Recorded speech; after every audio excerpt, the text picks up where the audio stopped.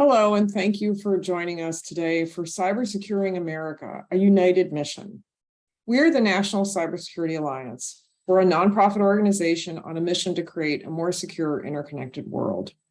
We advocate for the safe and secure use of all technology and educate everyone on how to best protect ourselves, our families, and our organizations from cybercrime.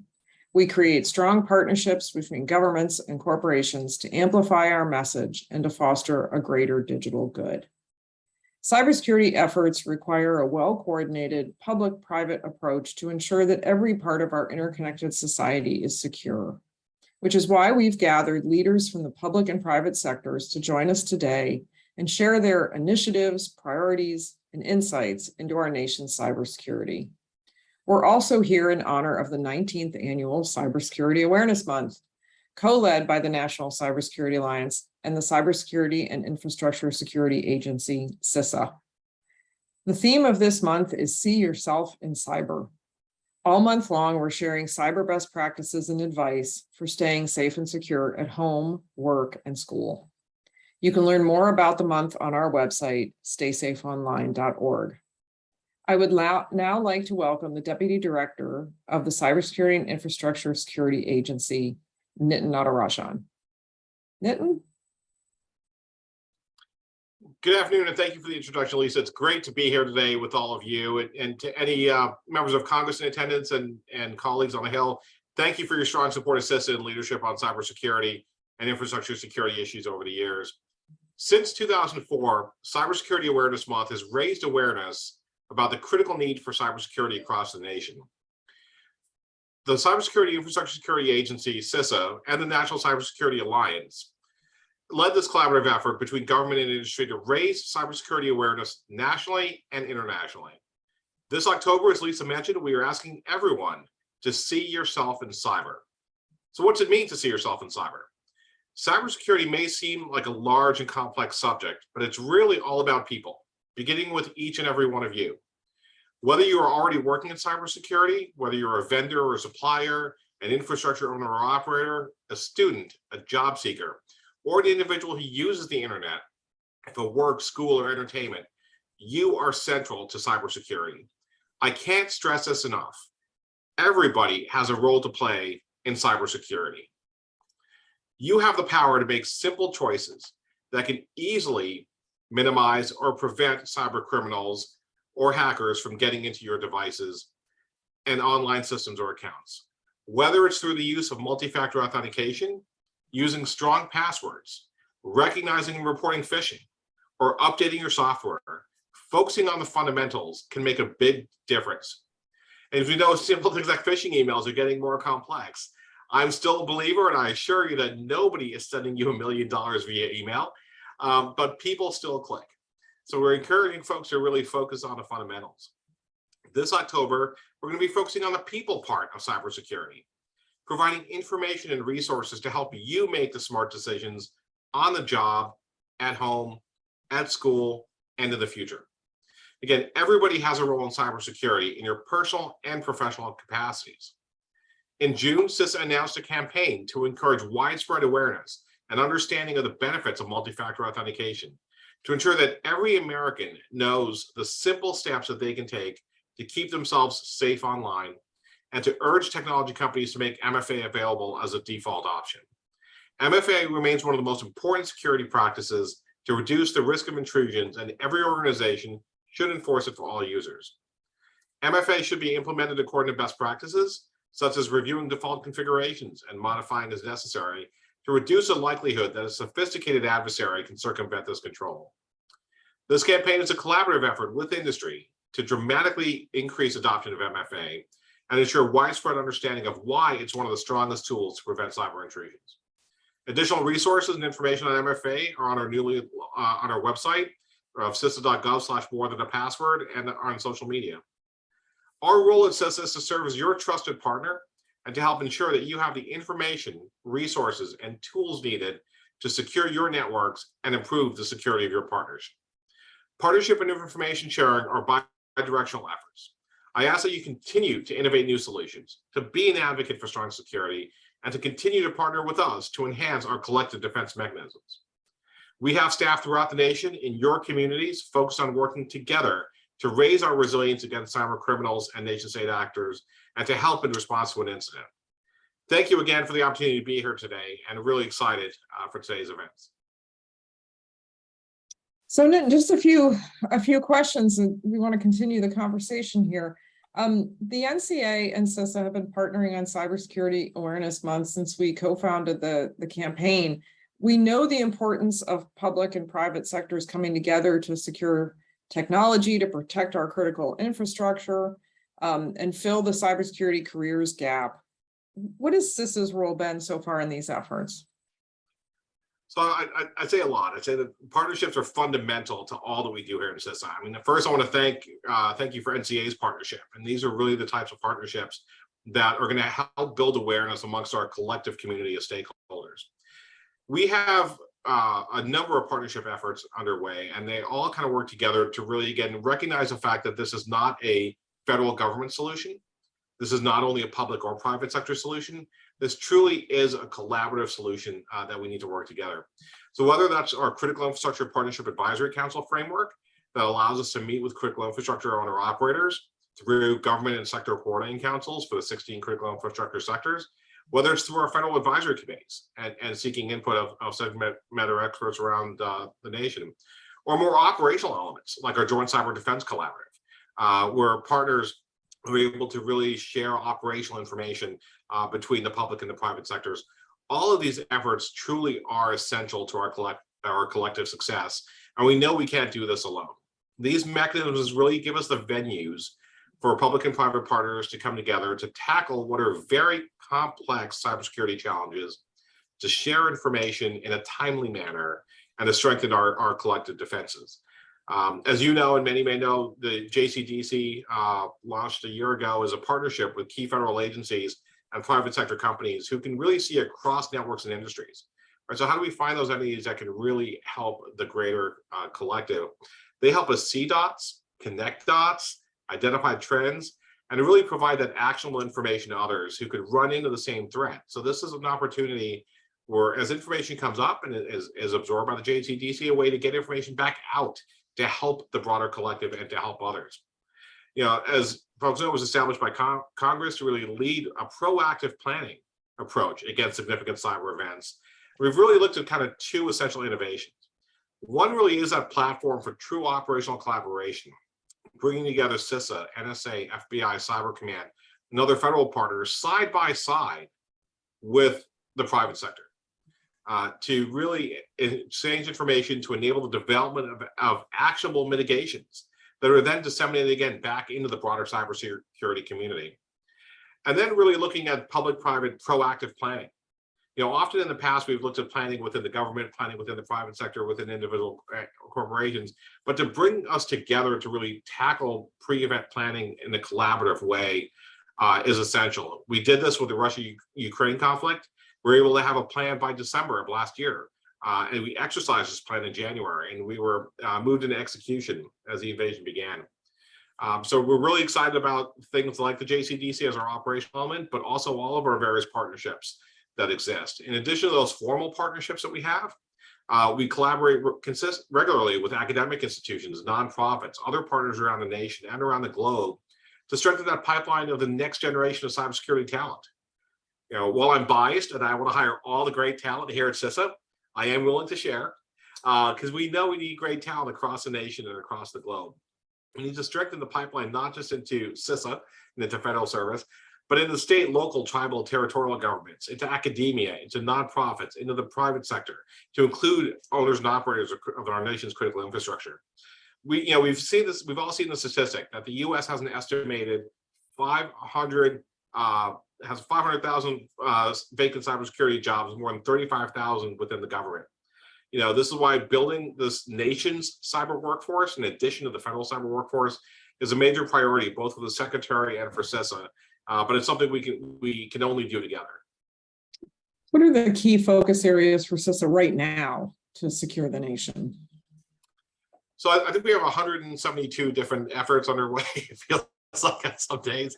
No, I mean, we obviously I'll focus on a couple of examples and case studies. So one, hopefully folks are aware, is our Shields Up campaign. of how do we get information in a timely manner to organizations that can help guide their response. I kind of have a mantra on information sharing I've developed over the years, and it's how do we get the right information to the right people in a timely manner that results in more informed decision making. Again, how do we take what we all know collectively and help each other guide our decisions for our respective organizations? The Shields Up campaign really shown that we have that ability to bring folks together starting late 21 to lean forward in that posture to warn industry about the potential for Russian cyber threats stemming from their unprovoked and unjust war in Ukraine. Even before there were boots on the ground, we've been working with government industry partners side by side to really harden the nation's critical infrastructure against all threats, including potential cyber attacks. And this really brought together, obviously, the conflict in Ukraine, the war in Ukraine, raised that specter of the first ever truly hybrid war, looking at cyber attacks being used independently or in coordination with conventional military attacks. So it was critical for us to make sure we're able to get this information out to our partners in a timely way, to make sure that in the face of potential spillover effects, that we knew that we had to warn all organizations quickly to help them protect themselves. This is what became our Shields Up campaign. It involved a number of things, including more than 100 briefings to thousands of stakeholders across the nation, a proactive effort to drive traffic to a centralized location, to really get information out there for organizations large and small, for the public and the private sector, and tangible steps that they could take to harden their cyber resilience and being prepared to respond to cyber activity. We completely recognize that small municipalities and small businesses don't have the same resources as large businesses. We understand that large businesses have a very much more dynamic and complex landscape, especially those that are multinational, than a domestic organization may. So we really want to get our messaging out through multiple mechanisms to reach that broader audience. We want to make sure we're able to talk very technical information to cyber defenders that can absorb that and react to that, but also share that non-technical information with CEOs, boards, elected officials, policymakers, those individuals that really at the end of the day are the ones that are deciding to accept risk within their organization and making sure that they're well informed of what risk that they're accepting. We've also been exchanging cyber defense information with our counterparts around the globe so we can understand what they're seeing and share what we're seeing to make sure we truly have a unified front.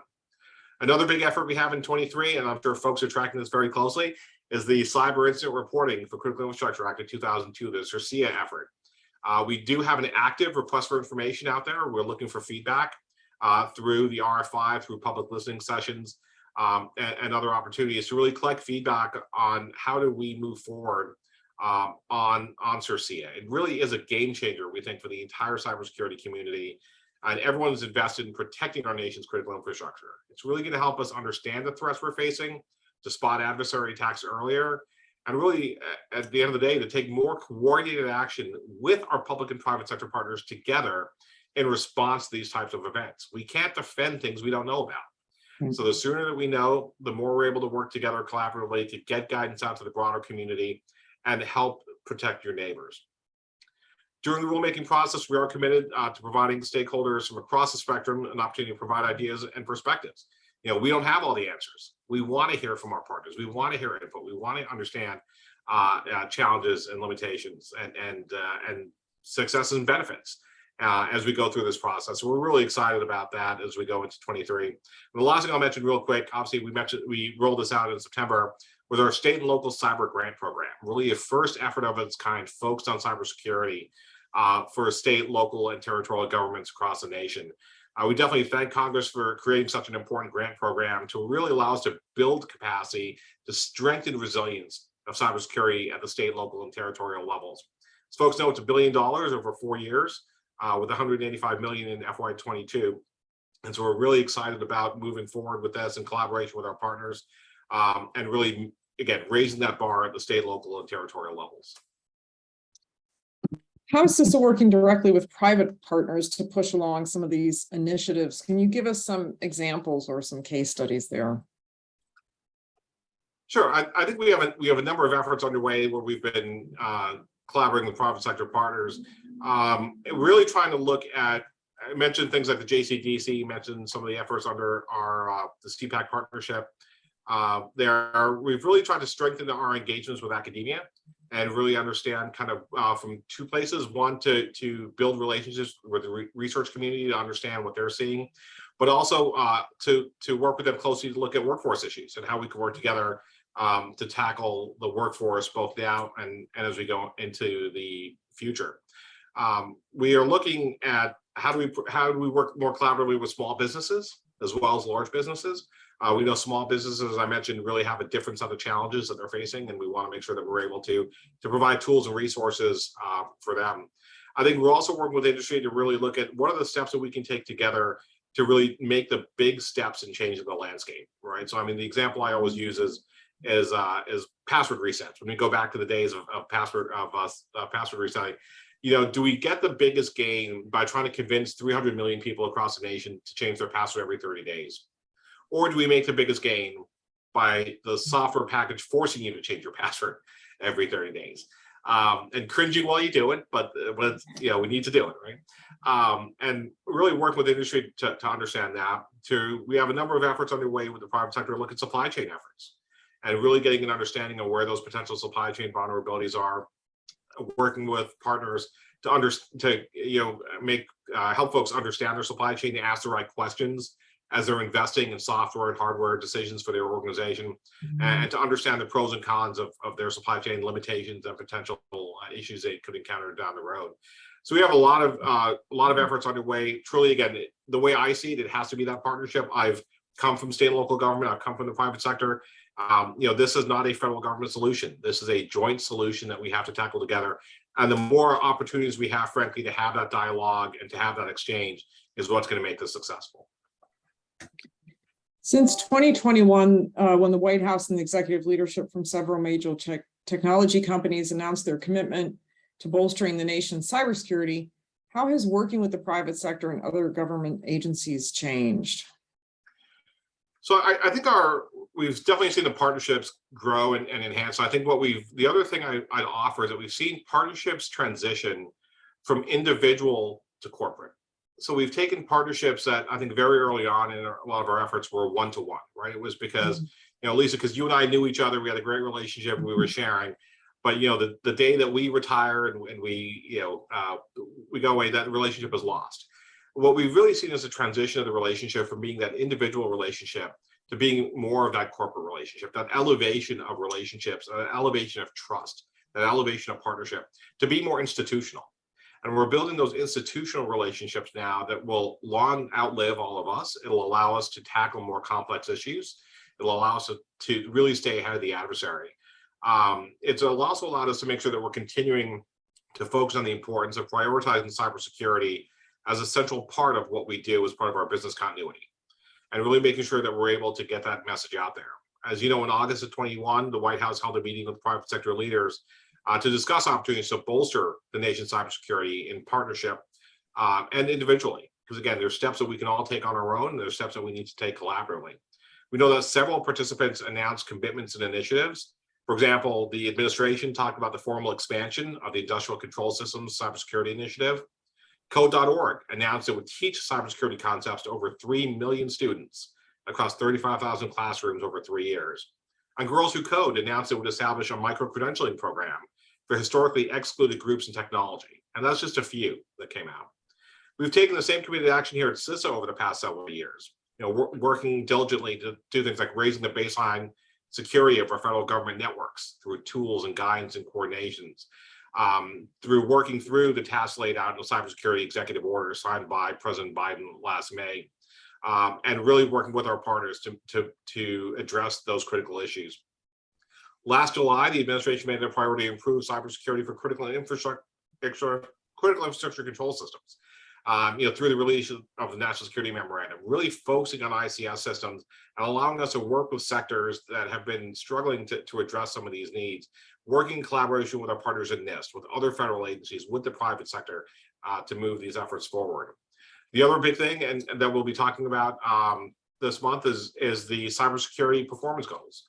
Work with our partners, again, same partners at NIST and other federal agencies and across the private sector to come out with these goals to help establish that common baseline for both IT and OT and ICS throughout the nation. So a lot of great work underway. There's those efforts. There's a known exploited vulnerabilities, our KEV catalog. Hopefully folks have check in with that often. The Cyber Safety Review Board that was established to really bring together both the public and the private sector to review and assess significant cybersecurity events that we can all learn from them.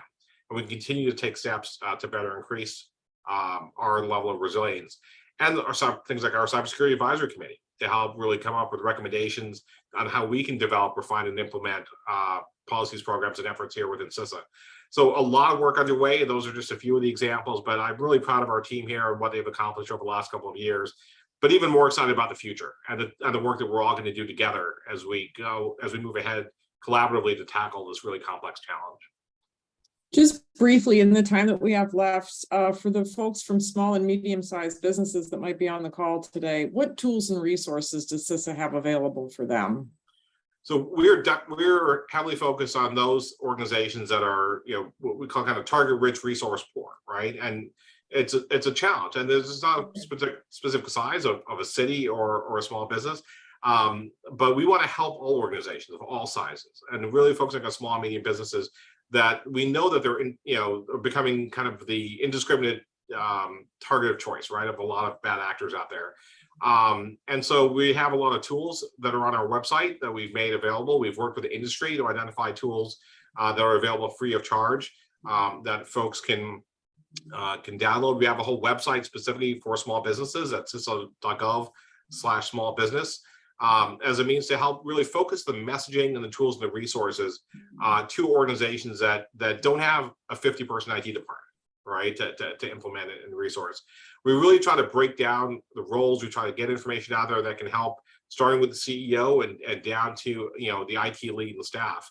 I had an opportunity to go to a city in the Midwest, and I met with their security operations center, and it was one individual.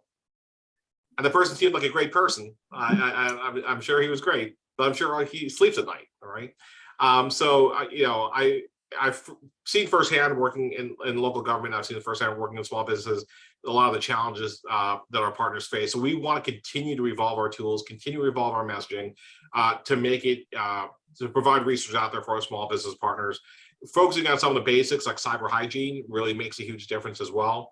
And really, again, trying to make sure we have the resources available through those tools, through things like our stopransomware.gov website, and really through our regional teams. I'll make a quick plug. These are folks, CISA has people throughout the nation, in your communities, local, to help you address cybersecurity efforts, as well as physical security, emergency communications. So these are folks in your communities that can help avail you of the tools, make you go through the tools with you, make you understand what resources and capabilities are out there, and that can work with you both before an incident happens to raise your resilience, but also to help you after an attack, if it were to happen, and to collaborate with our federal partners. So again, we have the resources there. We're continuing to build and design new resources for organizations large and small, public and private sector, but we want to do it with you. We want to make sure that what we're doing is useful. We want to make sure what we're creating is of value. And the only way we're going to do that is in collaboration with all of you, and we're excited to do that. Thank you very much. It really is a two-way street, and I can personally attest to just having a front row seat to all the work that CISA is doing. It's really been fantastic to see what you've accomplished in the last couple of years.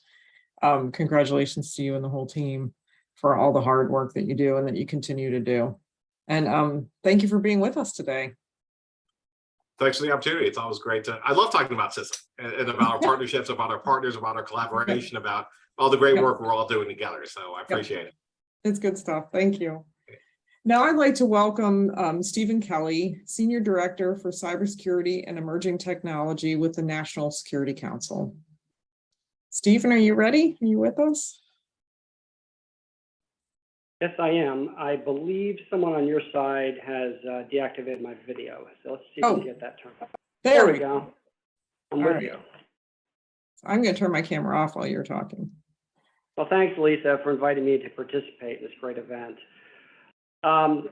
So yes, I'm working here in the National Security Council staff in the White House, and so we are focused on national security issues and foreign policy issues. So I come with a little bit of a threat update and to provide a little insight as to what we're doing with international partners and also on national policy making efforts.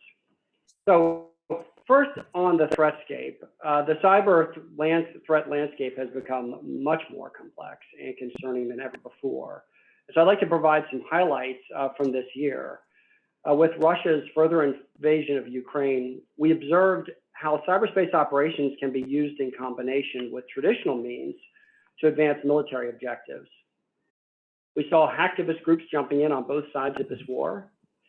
Iranian intelligence services executed a destructive cyber attack against Albania's civilian networks, disrupting government services to the country's populace.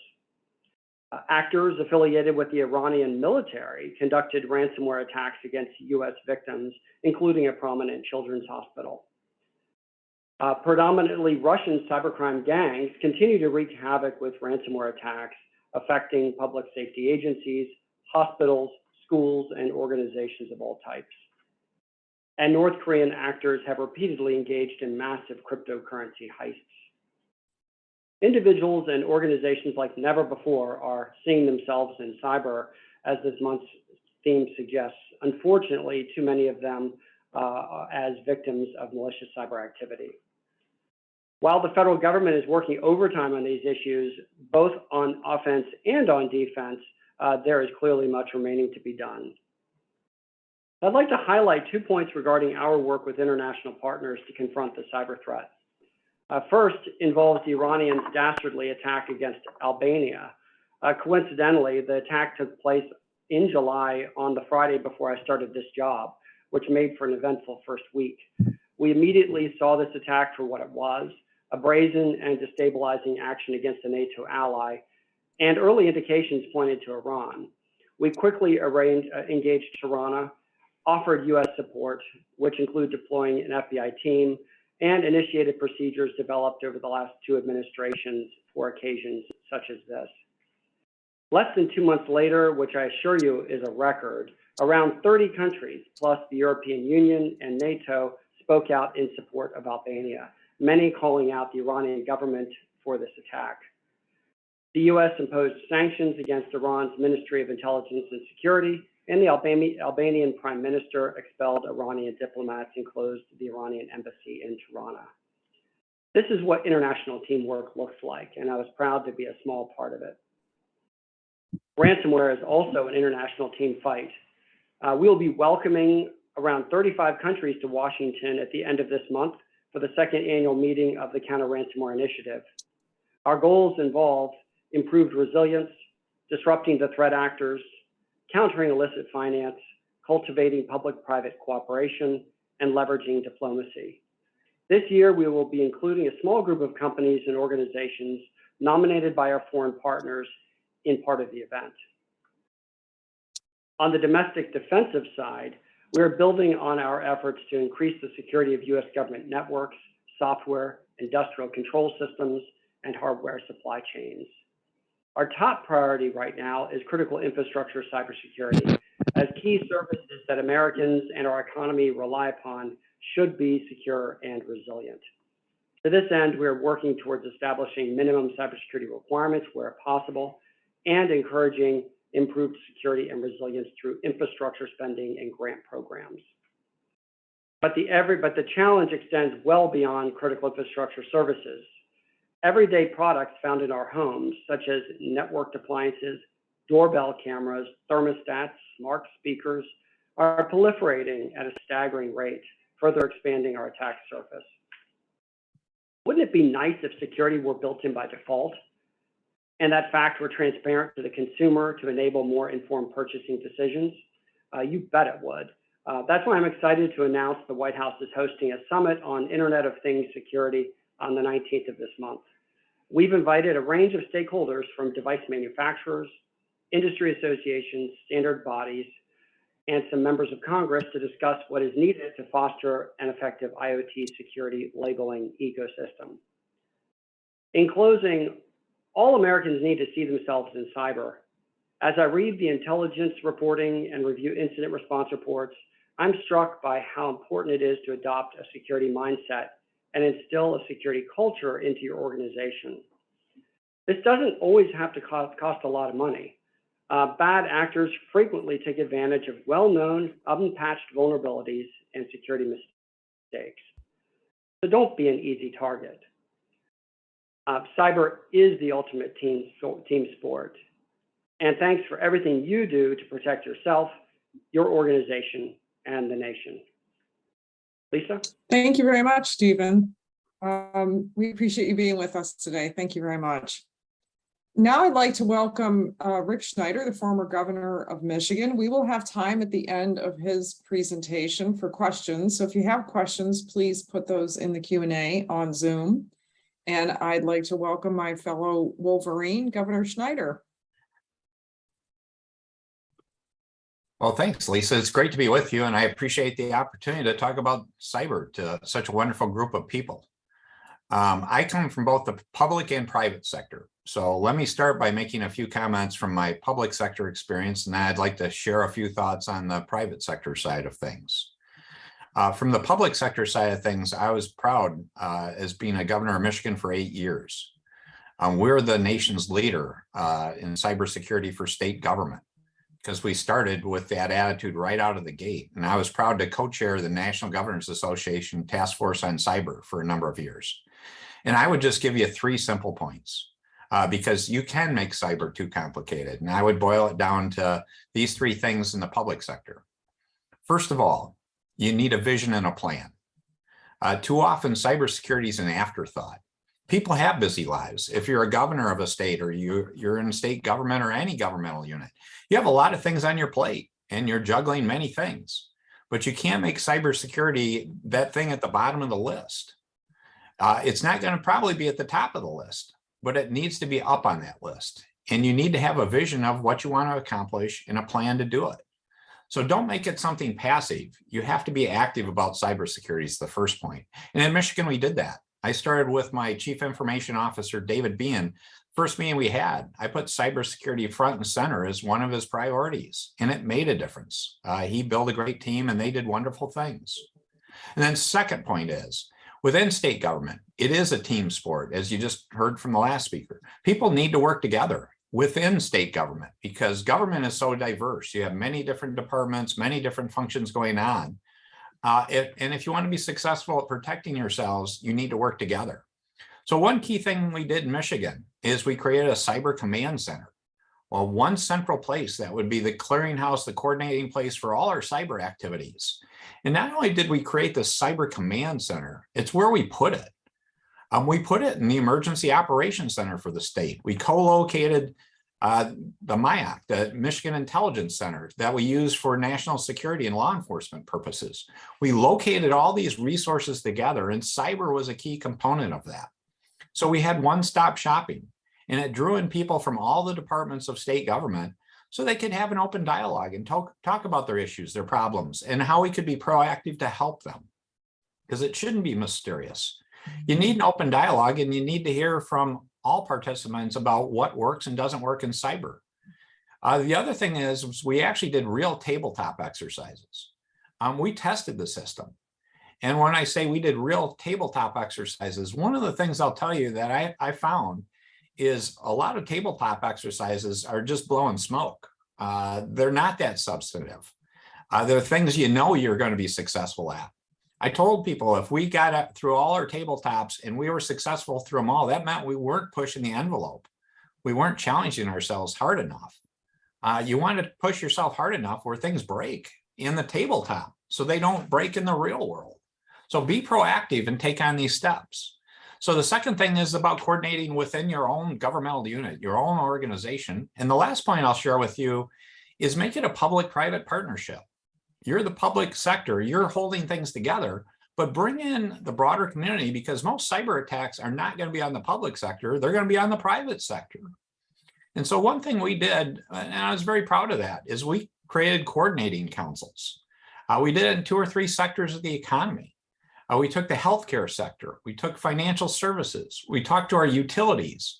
So we create groups of people, the CIOs or the CISOs from those various organizations, and bring them together on a regular basis and make people comfortable sharing what their issues and problems were. In some cases, they are competitors in terms of their traditional business. But when it came to cyber, we created the culture that people could work together, we could succeed together, and how we could integrate all these things.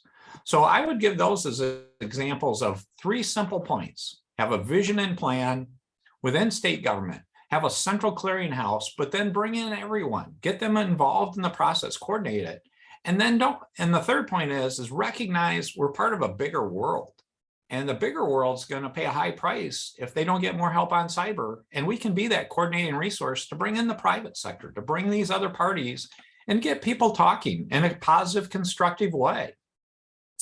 Now, on the private sector side, I'm working in an organization, a new startup that's doing small business or small organizations, nonprofits and government. And one of the things I would speak to people on the Hill in particular is we have to change how things are going there because small organizations don't understand most of what's being said. It's like we're launching a mission to Mars someday. You talk about going to Mars someday. Well, if you go to the average small organization person and you start talking cyber, they think they've already been landed on Mars. They don't understand what you're talking about. It's far too difficult because you get caught up in all the jargon, the acronyms. And since our company, I'm known as the anti-acronym police, where actually we won't use acronyms. Now try that sometime. If you're a cyber person, see if you can go 10 minutes, 15 minutes without using an acronym. I challenge you. And if you find you're using an acronym, it means we have to modify our behavior if we're going to help most people in organizations. I'm a proud nerd, so I can say this. Most people in these small organizations are normal people. They need to have it in plain language, in plain terms they can understand. And the other part I emphasize to people, it's not about tech tools only. There's been a huge amount of resources, and it's fabulous. From venture capital, from government, going into creating new startups, new tools, new technology tools. We need those tools. But when you get to the sector of small organizations, they don't have sophisticated IT staff. So in many cases, if you have a great tool you want to share with them, you might as well just give them a rock or a brick. It doesn't do anything. They wouldn't know how to use it. So what I encourage people to think about is, let's start with cyber hygiene and cyber health first, which are basically the part that most cyber attacks are successful because it's not technology, it's humans making a mistake or not understanding they shouldn't click on something or shouldn't do something or need to change that password.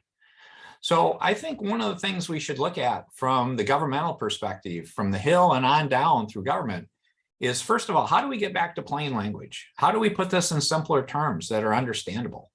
And then secondly, let's put the human element back in this. Understanding that most successful cyber attacks, particularly for these small organizations, are simply people not being educated, not being aware of what they should do and not do, and having an active versus passive cyber culture. Let's make it something that they can embrace, they can understand, they can be proud of. And again, just like in government, it's never going to be their top priority. They're running their organization, whatever it may be, for-profit, not-for-profit, but it can't be at the bottom of the list. And if we use jargon, if we talk like we're from Mars, if you give people just techie tools they don't know how to understand, it's going to be at the bottom of that list. So let's figure out how to recalibrate how we view this world, how we talk about this world, and make it something understandable so it works and people can embrace it and be proud and have better cyber health. So Lisa, that would be my quick list of 3 points on government, a couple points on the private sector. Got some questions? I'm ready to go. We have some questions. And I'm anti-acronym as well. I say that if my mom can't understand it and my kids can't understand it, then we've made it too complex. So we have one question here. So when you were the governor, did you partner with managed service providers that provide the IT and cybersecurity capabilities to state and local government and private sector SMBs, small and medium-sized businesses? Yeah, we didn't have a specific we didn't have a program just for managed service providers, but we did create forums and events where we'd invite them in. One thing is we created cyber summits on a regular basis and invite stakeholders to come in and share their perspectives on how to do things, because I appreciate your point. I've learned much more about this since I'm now doing the startup, that there are 20,000 managed service providers in the US or more. And they're a critical part of the infrastructure. And so we do need to spend more time helping them because, again, they're not full-time cyber people. They're busy doing IT work. And so I think they need additional places for dialogue and support as we go.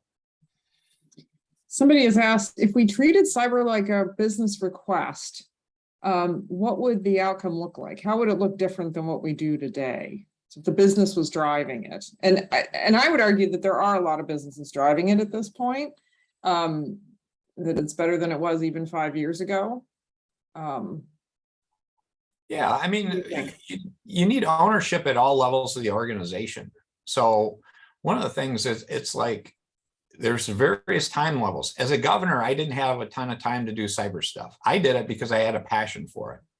But if you're a governor, every governor in my view, and I talked to the governors at the MGA when I was part of that organization and say, you can't ignore cyber. You can't treat it as this other thing. You need to be an executive sponsor. You need to be the top sponsor, but recognize you may not know a lot about cyber. There are wonderful people that can do that work, but take the time to meet with them, to support them, to let the leadership team, let your cabinet know that you're interested in cyber and making real improvements. And the part I really enjoyed was the public-private partnership part. I talked about how we did those broader councils where we brought in private sector companies. I would actually go to some of those sessions. I couldn't make them all, but it made a big impact to have me, go spend time to listen to their issues. And that's great constituent relations. They're our customers. We need to be taking care of them as a governmental unit. A few questions here from people that are trying to start their career in cybersecurity. Any advice for people that are either trying to pivot from an existing career path or to break, as we say, break into cybersecurity? I think it's awesome they want to. I think there are great career opportunities. When I was looking at the future of Michigan's employment, one of the categories that stood out where there are going to be great paying jobs for the indefinite future and watch that sector grow is cybersecurity. What I would say is you've got a skill set if you've gotten a certificate, master's, bachelor's. If you're looking to change careers, go get a certificate in cybersecurity. You don't have to go back to school for 4 years or a master's. But what I would say is one of the things that you want to bring to bear to make this transition successful is how can you leverage your prior experiences? And I mean that in a very positive way, whether you're a marketing and salesperson, whether you're an accountant, whether you're an operations person, that will relate to the business. And your background there will help you when you talk to people about cybersecurity, because you want to find common ground. The last thing you want to do is walk into your first meeting and start spewing cyber stuff. You're just going to watch people's eyes roll on the back of their head. So if you've got some other broader experience that you brought from your prior career or experiences, bring that into the discussion. Get that personal relationship built, build those ties, and that'll lead you into becoming that cyber person that people can trust and rely on. Somebody asked me once at a conference, when I was doing training and awareness, when does your training and awareness program go off the rails? And I said, when I talk to too many cybersecurity professionals, that's what does it. I forget what it's like to be a normal person, as you said, and not talk in acronyms all the time. Somebody asked, what are your top 3 priorities right now? Oh, in terms of how I view cyber, the things we should be doing? Well, again, I am in Sensei. We're a startup helping small organizations, but what we try to do, and I would put that on that list of 3. First of all, it's that big picture again. We make an assessment of someone's cyber health. We actually give them a score, like a FICO score for their cyber health, because that's a benchmark. Because I'm an old measurements guy. You got to have accountability. You got to know what you're measuring, and you got to see that. Once you have that, you can do the second most important step. Now you can build a plan to say, how do you get that score up? And how do you get your cyber health better? Because quite often, one of the things consulting firms don't help with is they'll go do a review of someone on their cyber health and give them a list of 20 things to do. That doesn't help a whole lot. These organizations need somebody to say, okay, there are 20 things. Here are the 2 or 3 you need to do now. Here's the next ones you need to do. Here's how you prioritize this. So 1, do an assessment of where your cyber health is. 2, do a cyber health plan. And then 3, the third most important thing is try to make it an active culture, engage people. And I'll give you an illustration that I find too often when we're talking to companies. They'll say our employees don't want to do these lessons, or they're going to grumble if I ask them to do anything about cyber. And I said, that's because you're not presenting it the right way. I said, you shouldn't be presenting this as an extra burden on someone from what they're doing. You should be presenting this as a free employee benefit, because everything they're going to learn in that cyber lesson is something that's going to help them at home. And in fact, when we do our trainings, we encourage the people taking those lessons to take them home to show their spouse, their family members, because it's an extra benefit, because they're at even higher risk at home. So can we take these same lessons and spread them? It's like, you got something good, spread the wealth, don't hide it. What advice do you have for nonprofit organizations that have limited funds? Where should they start? Or that could be true of a very small business as well. Yeah, it's the same set of issues. And again, this is where, if you're a nonprofit, it's important you get that support, because, and I say the same thing for government, but if you're a nonprofit, is someone going to give you a big grant if they can't trust you're going to be able to protect it in some fiduciary fashion? I think that's where you're going to find a lot of small organizations feeling even more pressure about getting their cyber health better, because if anyone's going to trust them with their data, they're going to trust them with their information, they're going to give them money, they're going to loan them money, or if you're going to have a contract with somebody, you're going to start asking, what is your cyber health? Because you could be opening us up to our own set of issues. Another question, is there a standard scale for assessing an organization? Is there some sort of cyber score? Is there sometimes we talk about a better housekeeping seal of approval? Is there anything like that in the industry now? Yeah, there isn't one standard. There are a number of tools out there. We have one of them. What I would say is what we did is we have our own algorithm that we built. It's 30 some nested questions that are interactive that collect 100 and some data points. But the core of that is something you can go look to, which are the 5 pillars. If you go back to the National Institute of Standards and Technology, 5 pillars of what you need for good cyber best practice, and you support them well in your organization through the NCA. It's really, how do you take those pillars and how do you balance them off? So one thing I'll tell you about our scoring system, or any scoring system, it's interesting. One area that when I do talks, I find people almost always overlook is an incident response plan. About what do you do if you've been successfully hacked? How do you come back quickly?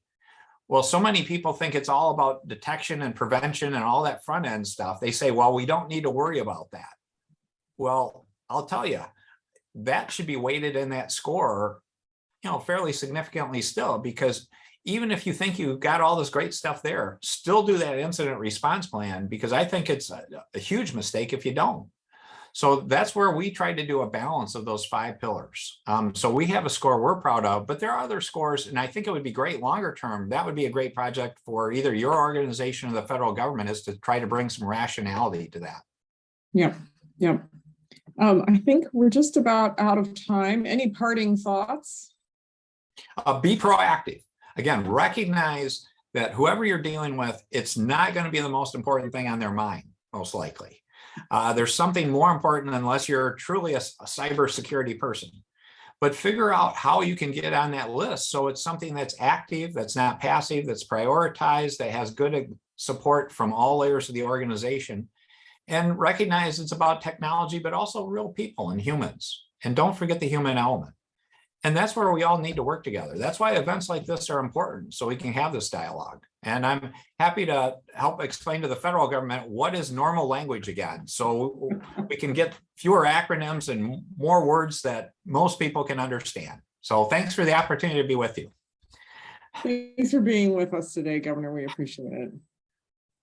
I now invite Darren, Kate, and Bobby to join us and turn on their cameras, please.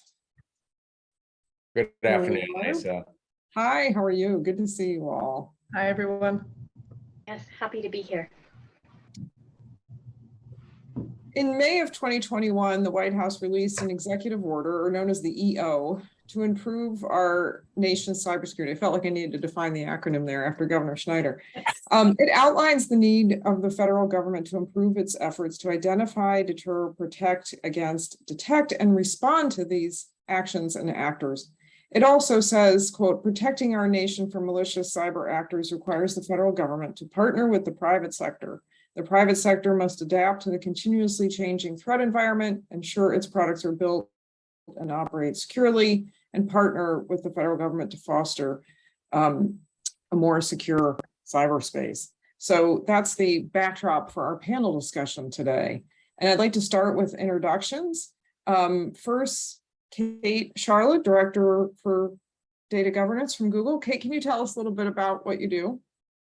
Hi, everybody. Sure. So I'm the global lead for privacy, cybersecurity, and law enforcement access to data policy for Google. Thank you for being with us. Next, we have Darren, the Chief Technology Officer for Norton Lifelock. Darren, would you share a little bit about yourself? Oh, you're on mute. We need to unmute you.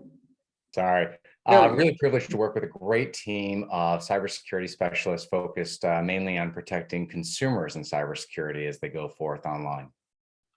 And Bobby, Vice President and Business Unit Security Officer with Dell Technologies. Yes, thank you so much for this discussion and for having this great panel here. At Dell, my role is to be the strategic business partner and to ensure that the product organizations at Dell are fully on board with the kinds of security activities that are necessary. So we can ensure that the products are built and the environments are meet the requirements that our customers expect, increasing the customer trust. Great. So we're going to start with you, Bobby. How was the EO initially responded to, and what changed immediately as a result of that executive order? Yeah, I think I have a sort of a career from the public sector and the private sector. And so for me, one of the great things about this executive order is that it was the sort of the next logical step in sort of a continuous set of activities about the government saying what was important to them and therefore what should be important in the private sector as well. And so I thought that was a really powerful set of steps that had come along. And so when the EO was released, it really was that clear message of administration priorities and of focus, not just on one set of things, right? It wasn't just about partnerships. It was about partnerships and responsibility and set actions and activities that organizations inside the government and outside the government could and should be thinking about and taking.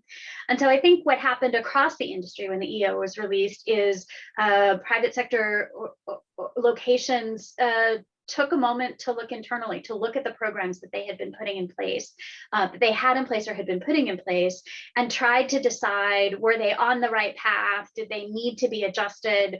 Did we have a program at all? And if not, what did we need to put in place in order to be prepared? The EO was pretty expansive, right? It didn't just talk about one thing. It talked about a whole range of things. And so, really understanding where we were against each of these items, I think was a really big step that was taken, not just inside government, but in the industry as well. So it's been a year. What does the past year look like then?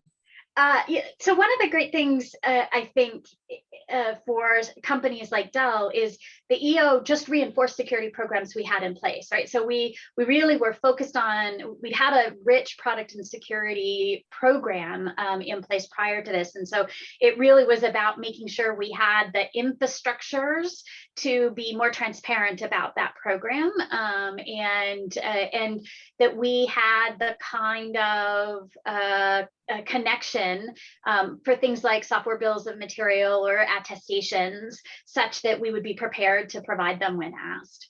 And really, I think this is just, this is a step along this journey that we've been on. And so the next year, I think, is really the exciting part. Kate, what do you like about the EO? What do you think remains challenging about it? Yeah, and I really agree with what Bobby said about this being kind of an ongoing step. In the EO, the Biden administration wanted to make bold changes, and there was a lot of specific work that was tasked out to move along some of those priorities. But I really think when you look back at the EO, it's going to be kind of seen as just as much as a force to rally and focus public and private sectors and as a framework for driving change. So there's a lot to like about it. I think the general narrative coming out that's embedded in the EO and that the US government has been talking about is security isn't just technology, it's also people, it's processes. We have to think about that holistically, and I like that a lot.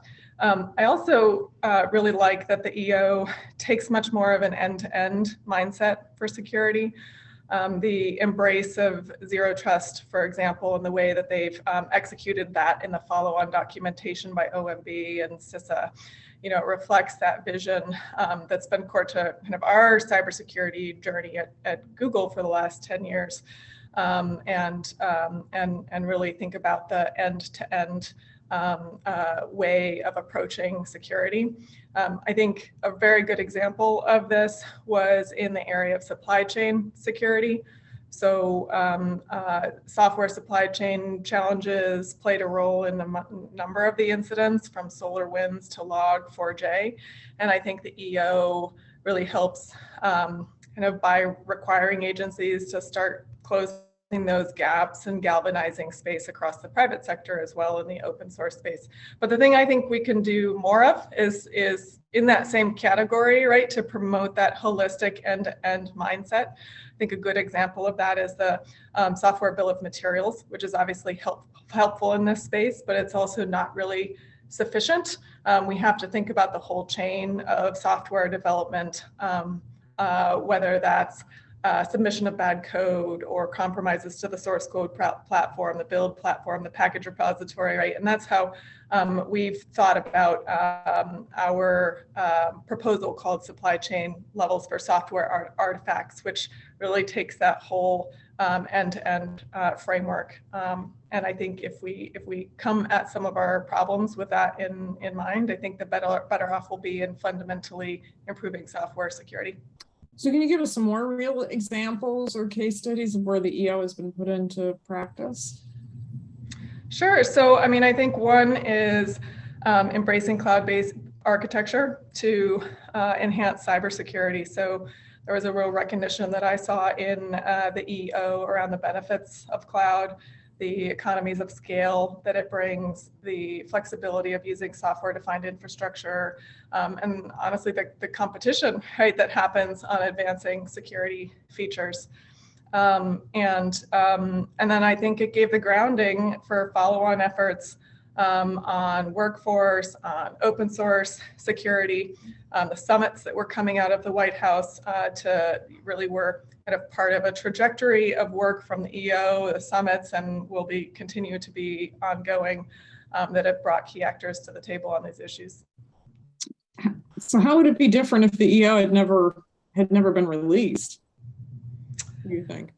I think it's hard to say. I think that it really supercharged and focused federal government activity, and it supercharged and focused that public-private collaboration. I think it created focus on certain key needs and frameworks, and so I think it's been an overall positive force, and I think that you can really track back initiatives that will be ongoing to the EO. And Lisa, if I could, maybe I'll just jump in and comment on what Kate said, and really agree with what Bobby and Kate have both said so far. A lot of good advice there. One of the things Kate mentioned was talking about the supply chain, and she specifically called out some of the good work that's already started on open source. If we look back over the year or two, I think we've all been hearing about how important open source software development practice is, the end-to-end, the whole chain. I think what's difficult about that is who pays for it, right? I think we know that it deserves attention. I think we know that it requires our support, but how do we do that? How do we get that same force to rally public and private support for that particular type of open innovation? And I think that's what's something that still remains a challenge that we can address. It's a very positive thing that we can pull together.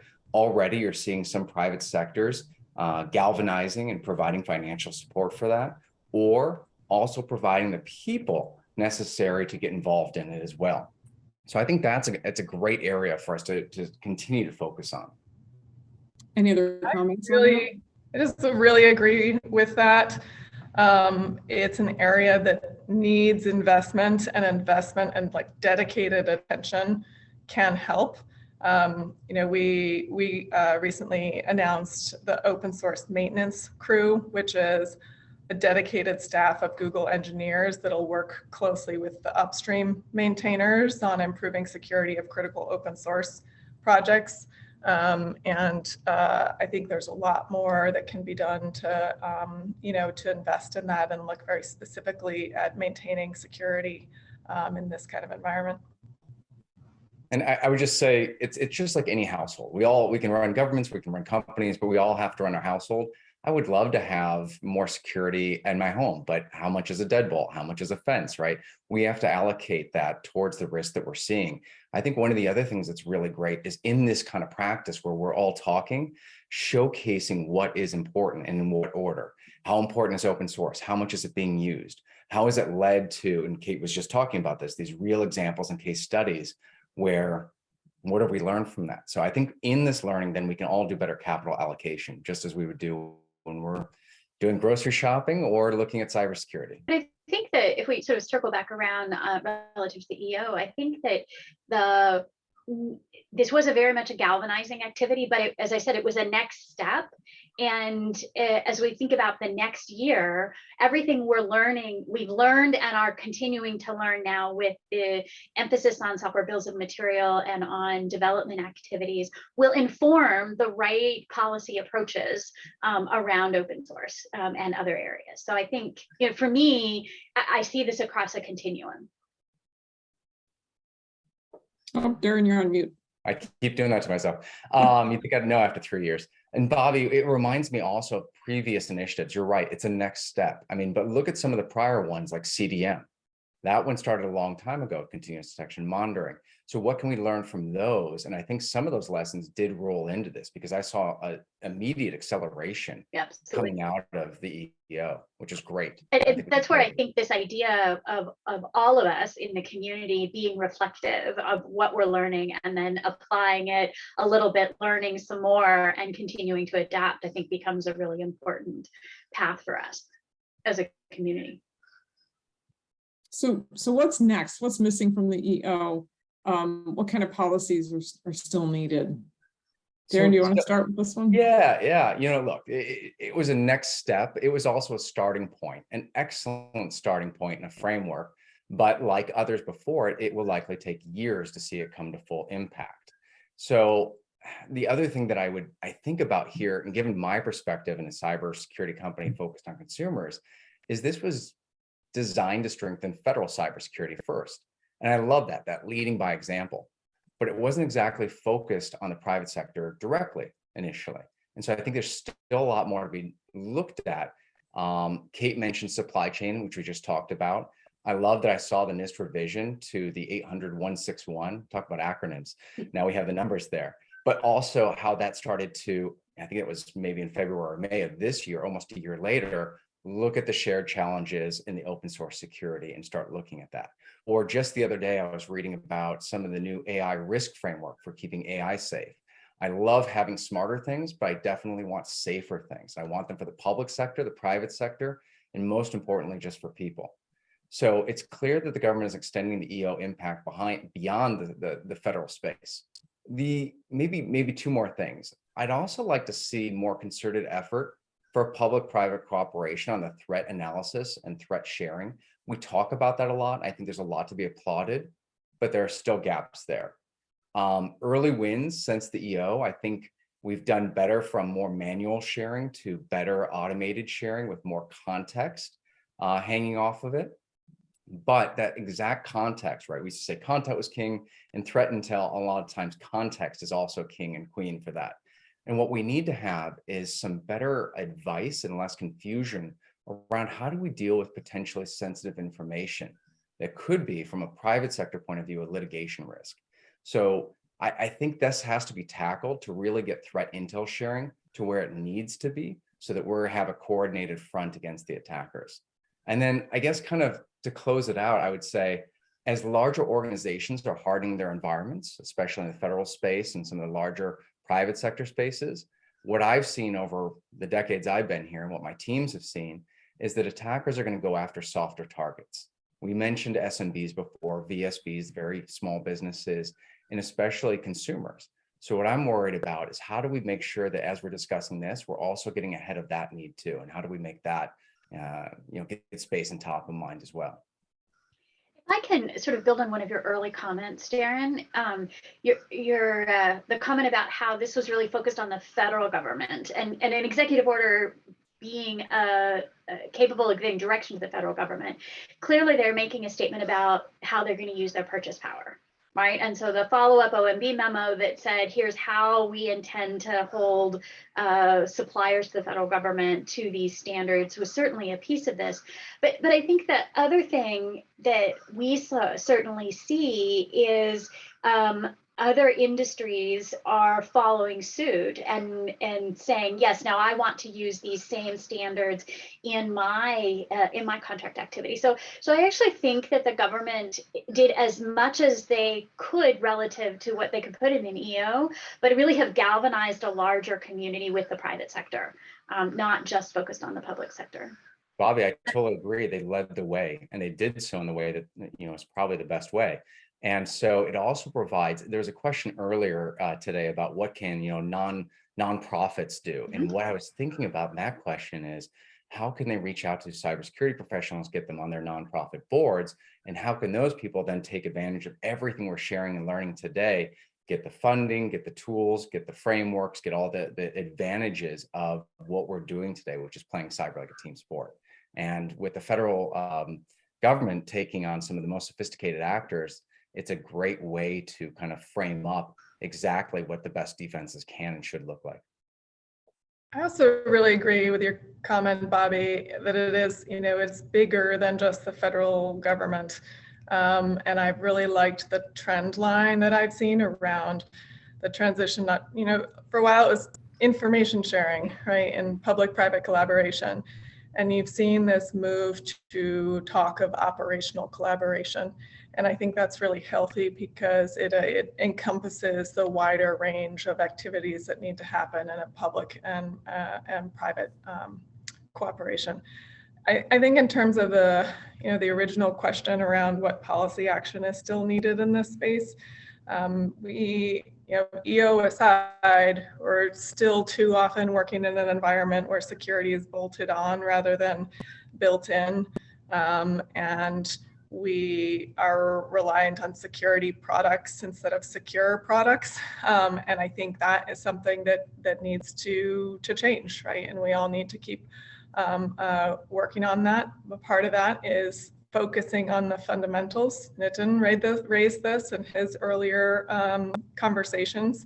And when you focus on the fundamentals, you can try to get down to the root of a security problem and aspire to actually eliminate whole classes of threats. I believe that is possible, and that is our goal as Google, but it's also our suggestion as to what policymakers should be thinking about and aspiring that. And, things like addressing threats through HTTPS or two-step verification, auto enrollments, or working toward a passwordless future. I think those are things that actually can move the needle in addressing common threats and move towards making some of the biggest problems, whether it's phishing or other things, making a real meaningful dent in those as threats. Yeah, I think, Kate, that's again the trend line, right? We started with it's a team sport. We need to talk to each other. We need to work well together. To now we need to do things further and further back in our product development activities, which I think that's the point in which you start removing these classes of attacks. And so this EO is a good clear statement that stake in the ground that we are on that journey as well. When I think about the focus on development tool chains and packaging and other mechanisms. And so now it's about, what are the architectural realities we need to put in place in order to really think about addressing those classes of weaknesses. And maybe just to kind of spin to an audience question, I saw Cynthia had one about why does cyber have to be manual and bolted on instead of built into computing? And Kate and Bobby have both kind of just mentioned some of that. Why do we have to have security products versus secure computing? And it reminds me of just kind of going back through the history and the evolution of our industry, right? So you have these computers from the last century that are almost the descendants of modern day calculators. You have a von Neumann model of computation that's trying to interpret data and pass instructions on it. And then you start thinking about, okay, well, why is that? And if it's passing that, then you're having to parse information. If you're processing information, then now you have the ability to have vulnerabilities by definition, and vulnerabilities then have these exploits. And so I think that we do need to have both. We want to have secure computing paradigms, and there's still a lot going on there. We also will have to have secure practices, security education, and security tools on top of that. I don't know that we can really get rid of all security problems. Certainly we can eradicate a good number of them, and we can control the risk and the exposure that's happening. I think especially with different generations and digital natives coming in to this into a different way of looking at it. So to Cynthia's question, why does it have to be manually bolted on? I think it's both, right? Some of it's going to be an ongoing process where we're tacking things onto the plane as it's flying. And I wish there was a better way, but that's how I'm seeing it right now. So we have a lot of staffers on this call, I'm sure. What would you urge those Hill staffers and other government leaders tuning in to focus on now? What's your wish list? Darren, we'll start with you. I'll take a stab at that, and love to hear from Kate and Bobby's point of view too. So I guess this is a really important question, as the Hill staffers and government leaders can do so much to keep the conversations moving. We've already heard how much a galvanizing force that's been.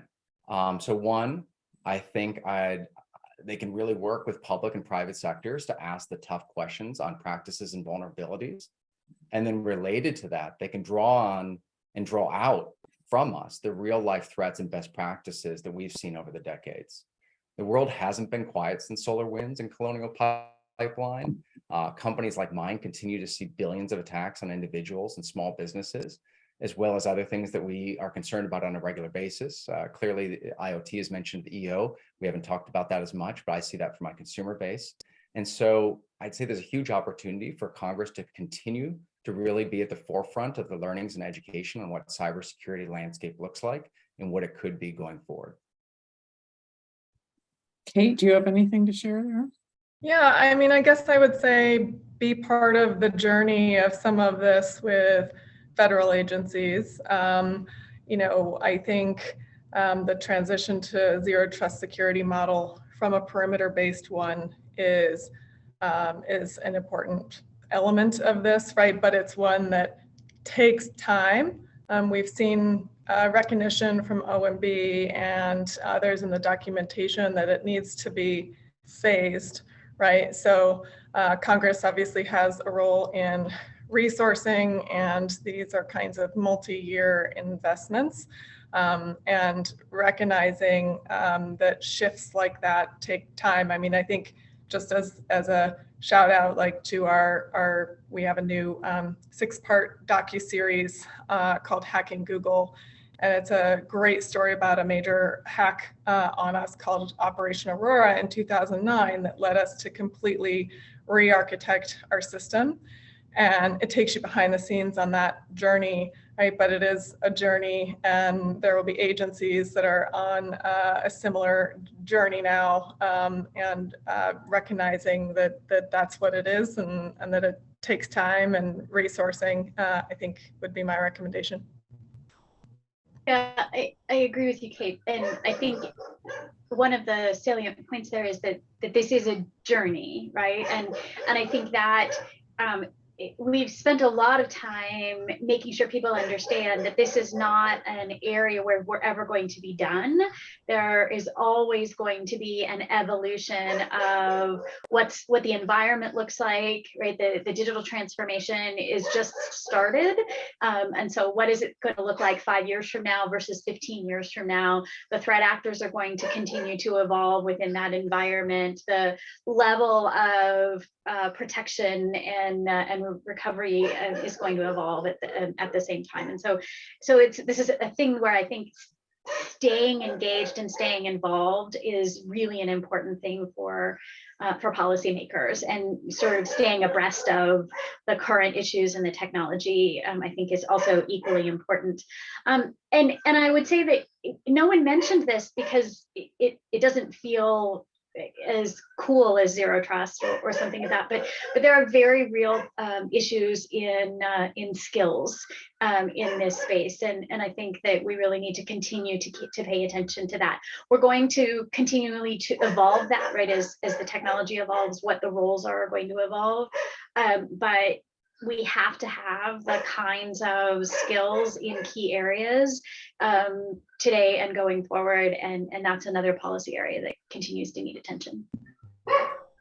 Just also reinforce, Bobby said this, we've said it different ways, but we're talking about the EO, and the EO was a point in time that resolved and brought a lot of attention and a lot of focus and advancement. But you don't have EOs every month, right? But you have to have EO. You have to have the same kind of like durable attention to these issues. And so don't get kind of bored or just wait for the singular moments that drive everybody together. We really need to be constantly thinking about these issues. Yeah. Even if it feels like incremental progress, there's a time and a space for both that bold movement forward as well as that steady incremental progress. Yeah, that's a really good point. It's a process, not an event. So we talked a lot about the EO and the benefits that have come out of it. How will those benefits benefit things like small businesses and critical infrastructure around the country? Both of which are often under-resourced. Right. Look, I'll jump in and say I think this is one of the most important aspects of the executive order. It has drawn attention, just as kind of Kate and Bobby were talking about, for the universal need to address cybersecurity for everyone, from consumers like the ones that I spend my time working to secure, to businesses small and large. Everybody's vulnerable to cyber attacks, and the government is really putting its voice and its efforts into this discussion, and trying to draw a collective response is a critically important thing to do. And I think it's been a successful thing by the early starts of it. Now, I think the next question is, how do you do that? And what do we need to focus on next? So, we're doing a retrospective look back right now, but how do we now say, okay, what's working, what's not worked? What are we going to do? Or is there any pivots necessary to go forward and win this fight? Any other comments? I think one of the things that we're sort of faced with in this moment and going forward is as we're moving security more into the core parts of the product activities, right? Building secure products, reducing the amount of security products that needs to be put in place. Really making sure that small businesses, not-for-profits, and other organizations are also thinking about what their resiliency requirements are, right? And that's, it's easy to think about that as a whole nother discipline within this construct, but sort of simultaneously to the release of the EO, the White House also released a memo to the private sector talking about needing to think about how to be resilient in the current threat environment as well. And it starts with basic principles, right? What is your main line of business? What's important for you to be able to sustain in order to stay in business? How do you do business continuity and resilience activities within those? And so it's very similar to what some of the speakers before this panel talked about in terms of having plans and finding the resources that are available. And there are, particularly for small businesses and not-for-profits, there are a number of them out there that you can leverage. I think one thing I'd add is around the operational collaboration piece between public and private sector. There's been this operational collaboration at the JCDC, which we're part of on things like APTs and Log4j. And I think that kind of collaboration also has trickle down effects and benefits as the government learns and we learn, then the small companies, the customers, the partners in all of our orbits benefit as well. I also think the USG, has a role as a major purchaser. And so all of those kind of cross-agency work streams in the USG also have an effect on encouraging businesses to invest in their own cybersecurity by providing, a lot of clarity and kind of ROI on for them in making those investments. Maybe one other thing I would add, totally different direction on it, is I love things like the software bill of materials. To me, it kind of reminds me of looking at the side of, maybe a cereal box and understanding what I'm eating in the morning. And I want to have that for software too. I want to understand what are the components that are part of it. And that's kind of like our open source and our supply chain that we're talking about. And so when I think about a small to medium business and who's focusing on maybe not cybersecurity as their number one, maybe it's an oncology practice and they're focusing on curing cancer, or they're looking at protein folding, I want them focusing on that. So how can we get it to the level where if this information is available, and let's just say it's pristinely available, how will it be understandable and actionable? How can it get to the point where that SBOM, to use another acronym, that bill of materials is going to come with the necessary knowledge to interpret, is this good for my small to medium business? How do I make a choice between A, B, and C? Is it based on price? Is it based on performance? Is it based on security? How do I look at those things? What will have to be my ongoing commitment to maintaining this? How can I get involved in that?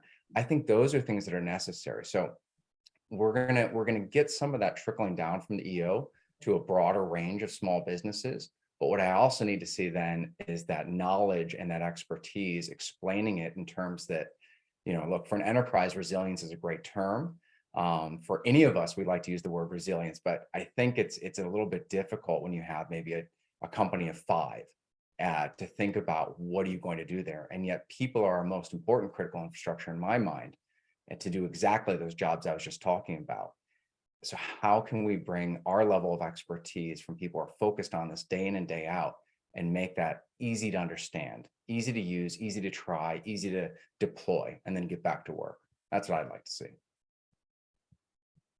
We're gonna pivot just a little bit and talk about you're working together with the public sector. Bobby, we'll start with you. What ways does your company work with the public sector? It's a great question, because that construct of partnership and operational collaboration is, I think, at the core of the partnerships that we have with the U.S. government, with state and local government, and others, right? So it's not just an information sharing kind of interaction, but it's about enabling the community to work together in order to make progress against these threats. Anybody else want to tackle that question? Go ahead, please, Kate. I was just going to talk a little bit about international standards bodies and work with public and private sector through that context. So just as an example, one area where we're doing a lot of work is on the Matter standard, which is going to usher in kind of the next generation of interoperable products and work across brands and platforms to market with greater privacy, security, and simplicity for consumers. And so this is a kind of standard that was desperately needed to create a protocol on which all connected home devices could communicate and operate. And it's an industry unifying standard with over 280 of the world's largest companies participating. But more importantly, to the point of this conversation, right, Matter embodies best practices around security. So it really brings, whether that's data encryption or having each device have a unique identity, making sure only the user's authentic and certified devices are joining a network. It's a really important way to be working in that multi-stakeholder context to make sure that the standards for something like connected devices incorporate and take on the highest security standards. So it's just one example. There's all kinds of examples that, about those multi-stakeholder governance processes where it's really critical to bring in the security perspective. And I was just going to add, one of the ways that my company has worked with the public sector has been information sharing. So starting in 2014, we worked with the National Science Foundation and Department of Homeland Security to take some of the security telemetry that was being volunteered by our Community Watch program and share that. What I really enjoyed about it was it also involved our nation's universities and colleges. So they were able to, in advancing kind of the state of the art on, let's say, detection techniques or response techniques, look at real data and then try out different opportunities and evaluate which one actually worked at scale. So I think that was a fantastic collaboration with the public sector. Another one that I've enjoyed recently are all the abilities, I think all of our companies are participating in this, to give comments and white papers and provide positions on, I think Kate was just talking about encryption. So let's take that a step farther and talk about quantum computing and its impacts on encryption. So how are we thinking about, in a post-quantum world, what do we have for quantum resistant ciphers? And having all of our opinions represented from the private sector and shared with the public sector, and that convening power to get us all together and talk in this way, I think is a wonderful thing that we should need to continue going forward, because technology is just evolving so quickly. There's so much to discuss and keep safe. So we have a question here that's come in, and it relates a little bit to what Kate was just saying. How, as a consumer, how can you possibly try to hold a company that you do business with accountable if they have weak security practices? Anybody want to tackle that one? This kind of goes to some of the standards maybe that you were talking about, Kate. Yeah, I think Kate's still on mute. I was just going to agree. So the standards that are being developed are fantastic, as we see them adopted, right? And you see that rush for some consumers to adopt the latest and greatest, which may have some of the best security. But we also want to make sure that when we're looking at that, and this is where I think the importance of security tools do come in, as well as security education. So first step first, how do we make sure that people are even aware of some of the security gaps and shortcomings that they might see out there? Two, how do we use that education and provide them tools so they can stay safe? And then three, as Kate was saying, I think continuing to advocate for the adoption of these standards is a fantastic step forward. And we see that in all industries, whether it's in the automotive industry or if it's in high tech and computation. Kate, I hope I didn't talk over you. No, and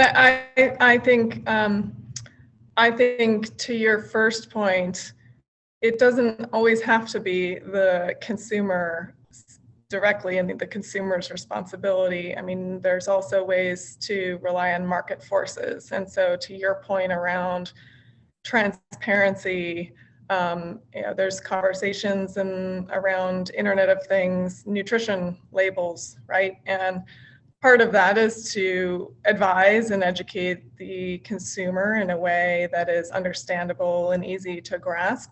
Another part of that is having companies kind of put their their practices on paper, and I think that creates a need and a market force to compete on those practices and to meet the standards that are high on security. So it shouldn't all have to be on consumers. Someone once said, though, that cyber breaches are the fender bender of the age we live in. I hope that's not the case, right? I hope it doesn't become this notion where that's the expectation and that the consumer has to be the one that's holding the companies accountable, right? I think what we'll see over time is that the responsibility is shifted from the individual. Sorry, Bobby. I think you're right, but I think agree with the construct of market forces and transparency being a big part of how market forces get impacted in this space, and sort of back to the EO being the thing we had started with. That was a big element within the EO that's there, and I think the other thing that is possible for those areas where it is the consumer who's looking at a particular product is to have them start asking questions, right? They impact the market by making decisions as this transparency occurs in that space. And so anything from when you're in a position to be able to ask those questions, start asking them, and your product provider will develop solutions for you. And certainly in the construct that Dell is in, we have rich conversations with our customers about our security program and security practices. And it's an important part of that relationship. I Bobby, think the Google documentary is a good example too of that kind of transparency and customer trust going hand in hand. Lisa and Bobby, what I was going to say is, sometimes they need the tools though to see transparently. So we did an experiment once. We actually created an augmented reality program that was just available, and you could use your phone and you could walk it around a room or walk it around your house. And what it did is it would reveal the presence of IoT devices, to what Kate was talking about. And so then it would just throw up these labels in an augmented reality way. So we went a little bit fancy on the theatrics here. But every device that you could see, you could click on it and says, does this have a microphone? Is this doing video recording? I think that's what I meant when I was saying, how do we really take this and make it digestible, accessible? It has to be something as easy to me as being able to put on almost glasses and see the digital world for what it is and see within it. Just like on my car, I can pop open the hood and I'm like, yeah, this one takes gas, or this one has to plug into the wall. I want it to be so simple that we can see that. And then with that transparency, I think it becomes so much easier to hold, I don't want to say hold accountable, but really to have a voice about what you want and to have that purchasing power, make those decisions to those market forces. Kate, I have another question for you. We'll start with you about the EO, circling back again. Has there been a ripple effect around the globe? What have other governments done, and what's happening on the worldwide stage? Yeah, great question. I mean, I think there's a lot of energy globally around cybersecurity. You see the UK and Singapore leading on Internet of Things policy. The EU is advancing a number of related policies out of Brussels. Japan is very engaged. And we were recently out in Poland and a trip through CEE, where this is clearly top of mind after Ukraine. And actually, some of the EU's newly introduced legislation, the Cyber Resilience Act, takes an even more expansive and aggressive view of software supply chain security regulation than anything that was envisioned in the EO. So, I think we're committed to working with partners around the world, whether that's government or industry or civil society, to drive up the baseline level of security on the ecosystem.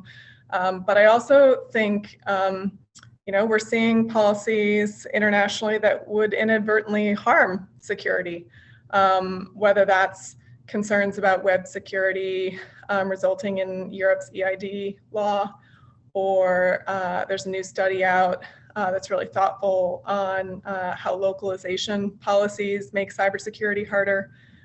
We see competition bills that force kind of interoperability without due consideration for privacy, or would chill action to counter security threats. So I think we all need to be thinking not just about like the actions that need to be taken, but also preventing unintended negative consequences of security in various policies and various kinds of regulations. I mean, maybe we need like a security assessment of new regulations so that we make sure that we're building in and contemplating security anytime we're advancing policies around the digital ecosystem that could have impacts on security writ large. I think that last one is a really important point. As there's a greater emphasis on this around the globe and in policymaking around the globe, really trying to rationalize where possible and recognize the downsides or the potential downsides, unintended downsides when something is put in place, I think is an important element that is there. And I think another case where public-private partnerships can be really valuable in really trying to believe we're all trying to accomplish the same end, which is, a more secure, more stable environment for all of us, and then be able to accomplish that in partnership. Thank you very much, everybody. I want to thank you all for being with us today. Thank you for your time and for the discussion. Thanks, Lisa. Great to be here with you and Kate and Bobby. Thanks, everybody. Thanks. Next, I'd like to welcome Campbell Walden to our virtual stage here. She is the Principal Deputy National Cyber Director in the Executive Office of the President. Campbell, welcome. Trying to get off mute here. Great, thank you for that warm welcome. First, I want to recognize you, Lisa, and the National Cyber Alliance for your continued efforts and contributions, and for having me before you today. I'm Campbell Walden, as Lisa mentioned. I serve as the inaugural Principal Deputy National Cyber Director here in the Office of the National Cyber Director. As most of you know, we were created in January of 2021 by Congress, by statute, and as the newest office in the White House. We contribute to the execution of the Biden administration's agenda through seeking 4 principled outcomes. The first is ensuring federal coherence. Second is aligning resources to aspirations. The third is increasing present and future resilience, and finally, improving public-private partnerships. Here in the Office of the National Cyber Director, our mission is to ensure that all people can thrive safely in our interconnected world. Full stop. That's why I'm here. I suspect that's why many of you are here. We want people to be able to thrive and prosper in the internet. And we imagine an internet that reflects our democratic values, our economic empowerment, and it protects our privacy. After all, cyberspace, when you break it down, is composed of 3 parts.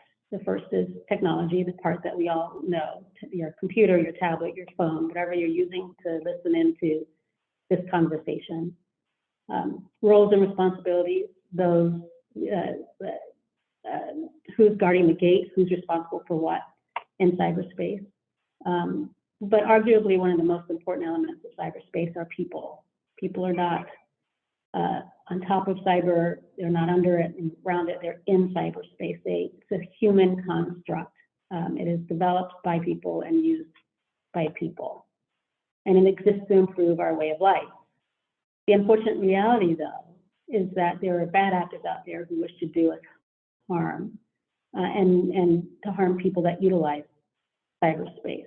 So protecting the people who use cyberspace, which is all of us, it's not just a job for the government, as the prior panel clearly outlined. It's an obligation that we have to each other as friends, as neighbors, as colleagues. And that's why this National Cybersecurity Awareness Month, we are pleased to join the National Cyber Alliance in partnership with CISA in underscoring the important theme, see yourself in cyber. This National Cybersecurity Awareness Month, the National Cybersecurity Alliance played a critical role in raising awareness and encouraging Americans to take a proactive role in remaining safe online. In the Office of the National Cyber Director, we believe we all have a role to play, in part because it's true, we do. And we don't believe it's enough just to admire the problem. We need to come to the table as the government to help. So in that vein, our office, as some of you know, currently has the pen on the National Cybersecurity Strategy, the National Cybersecurity Strategy, not the Campbell strategy, not the ONCD strategy, not the government strategy, but a national strategy, indicating that this is a united effort. So we're building this in order to present the president's broader vision for building a better America. And the goal of the strategy is to align our policy choices with our digital aspirations to build a durable, cybersecure foundation for the administration's goals. And the strategy will build on the work of the last 2 years to include Executive Order 14028, the subject of your prior panel, and the National Security Memorandum 5, and it's informed by other efforts and initiatives. It will lay out the administration's near-term investments in cybersecurity alongside the more deliberate and affirmative long-term construction of a secure digital future. So that means we are focused on developing a robust, defensible internet cyberspace, but we're also focused on this long-term strategic investments to build a resilient cyberspace. So we need a robust and a resilient cyberspace, and that's done in an international context. So right now, ONCD is working with the National Security Council, other partners within the White House, and interagency partners in drafting the strategy, along with the private sector. This year, ONCD prioritized addressing the gaps in the cyber workforce. Did you know that within the field today, still astounding to me that there are approximately 700,000 vacancies with job titles that include the word cyber or IT in them. There's 700,000 vacancies across the country. And while those vacancies constitute a national security problem from my perspective, that must be tackled aggressively, they also present an opportunity, an important opportunity to deliver good paying jobs and to do so in a way that will increase our diversity, equity, inclusion, and accessibility objectives. In July, to that end, we convened the White House Cyber Workforce and Education Summit. We used the event to bring together entities who employ, train, and educate cyber professionals and Americans at large. And the event involved senior U.S. government officials, senior executives from the private sector, and thought leaders from across the cybersecurity community and the education sector. And at the conclusion of the summit, we announced that we are drafting a national cyber workforce and education strategy. We're working on a strategy that will help build a workforce that is reflective of our diverse society and provide solutions that meet the ever-evolving challenges of cyberspace. So together with other U.S. government organizations, as well as partners from the private sector, nonprofit, and education sectors, the summer featured a total of 19 meaningful commitments listed on our website to advance cyber workforce and education goals. But the summit was really the first step in our call to action. It's the spark that we needed to meet the national challenge, from educating and raising awareness for all Americans to building a more diverse and broad cyber-skilled workforce with opportunities for all. We understand that to make a significant impact in cyberspace, we need to come to the table with partners throughout society to work towards solutions. In fact, it is a part of our key mission to promote public-private collaboration, true collaboration. So at ONCD, we believe in a collective defense. You will have to beat all of us to beat one of us. Sharing threat and vulnerability information that can be acted upon in a timely manner is necessary, but it's not sufficient. We have to evolve. Sharing bilaterally, government to industry and industry to government is good, but sitting side by side and jointly deriving new insights is a type of engagement that becomes true collaboration, such that you have an engagement that has a geometrical outcome. The Joint Cyber Defense Collaborative, or JCDC, hosted at CISA, is a bold step in this direction, as is the National Cybersecurity Center at the National Security Agency. These opportunities enable stakeholders to unify defensive actions and drive down risk in advance of cyber incidents. I would further propose that public-private partnerships, collaboration, must evolve so that governments act in support of the private sector. We are the supporting entity, private sector is the supported stakeholder. We all have a contribution to make in the defense of this country. in terms of the private sector, it must invest more in security. For too long, the burden of risk mitigation has rested on the shoulders of those without the resource or skills to do so. I encourage you to remember that it's people, you and I, who hold the key to ensuring that our cyberspace is secure, secure for my family, secure for your family, both now and in the future. Alongside the President, the Office of the National Cyber Director will continue to play our part in the pursuit of a more secure cyberspace. If you remember nothing else, remember this: we all have a part to play. Thank you. Thank you, Principal Deputy. Thank you for those remarks today. To close us out, I'd like to welcome Representative Stephanie Bice.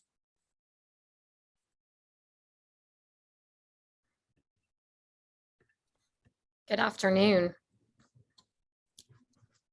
I'm not sure my video is actually on. No, it's not. There we go. Here we go.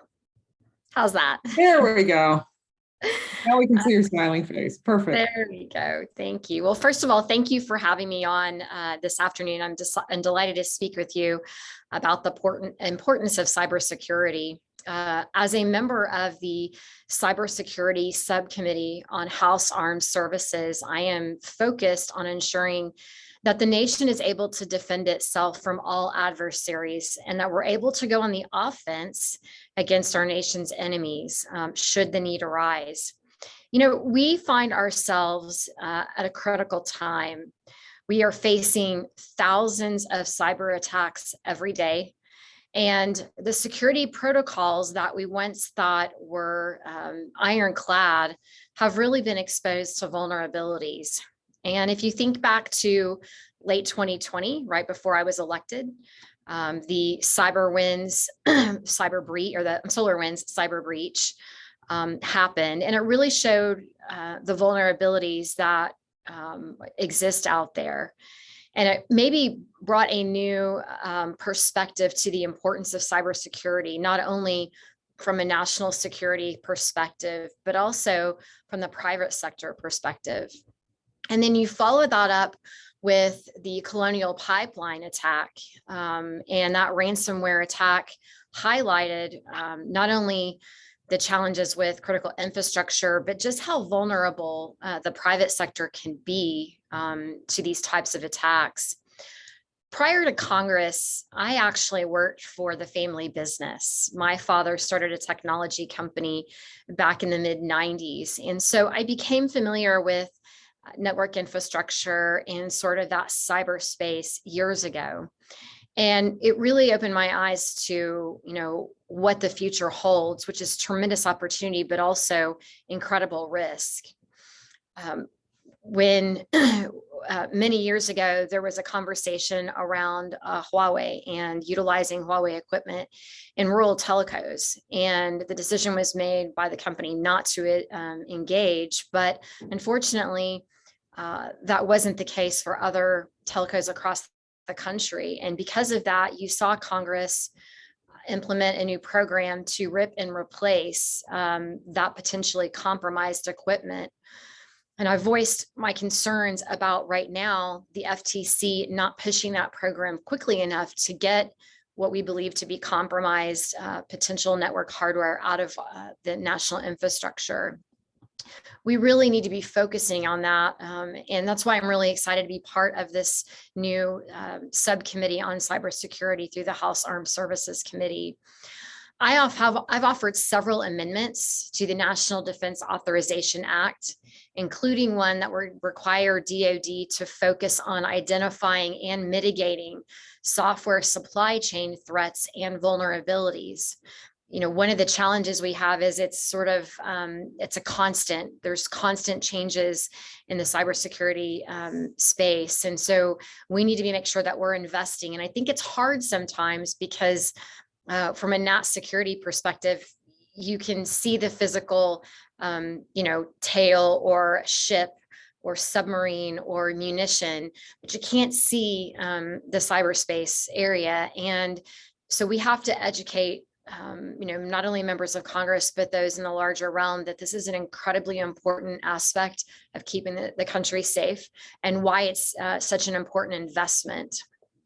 And to add to that, because of the advancement in technologies, we're seeing military systems that are highly reliant on software, and we must be sure that these systems are secure. As was mentioned earlier, it is Cybersecurity Awareness Month, and it's a great opportunity to highlight the threats that we face daily, not only to the country, but to our day-to-day lives. Hackers are constantly looking for ways to infiltrate and improve their capabilities. And it's really incumbent upon us, particularly in Congress, to make sure that we are supporting and training the next generation of IT and security experts that will defend our nation's infrastructure and America's personal data. And along that note, my husband and I are blessed to have 2 college-age daughters, and I think it's incumbent upon us to teach young Americans not only safe practices while using the internet, and how to detect or avoid phishing attacks or other malicious cyber attacks, but also educate them on how to keep their data safe. For me, strengthening the nation's cybersecurity is a group effort, but I'm very glad to be part of joining the National Cybersecurity Alliance and working to address these challenges together. Our country is stronger when we maintain a robust public-private partnership, and we can learn from each other. And we've seen some of that collaboration over the last year and a half with CISA and other private entities sharing information. And I think that's going to be incredibly important and powerful moving forward. So I look forward to engaging with you all, and I really thank you for the opportunity to let me speak to you this afternoon.